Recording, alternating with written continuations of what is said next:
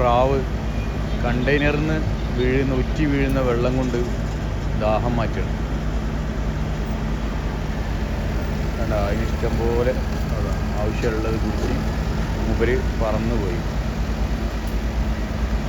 എത്ര സിമ്പിളായിട്ടാണ് അതിൻ്റെ ദാഹം അത് മാറ്റിയത്.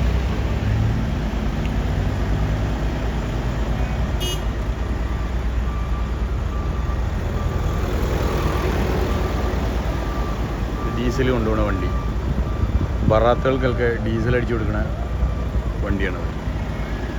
ഇതൊക്കെ ലോഡ് കയറ്റാൻ വേണ്ടി വന്ന വലിയ വലിയ വണ്ടികൾ. ഇതിലാണ് സൗദിയിലേക്കും ഒക്കെ സാധനങ്ങൾ കയറ്റി പോലും. ഇങ്ങനത്തെ വണ്ടിയിൽ അങ്ങനെ ഇഷ്ടംപോലെ വണ്ടികൾ ഇവിടെ. ജോലി കഴിഞ്ഞ് പോകുന്ന ആളുകൾ, സാധാരണ പ്രവാസികൾ. അവിടെ പ്രാഡോ മറ്റുള്ള വണ്ടികൾ.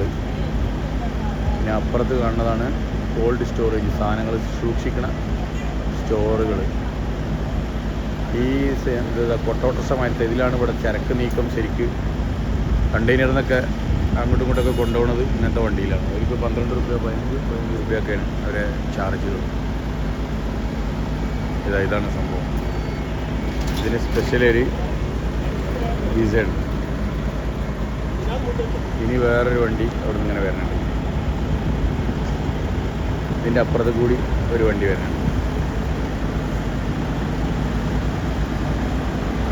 ആയിവോ, ആ അതെ,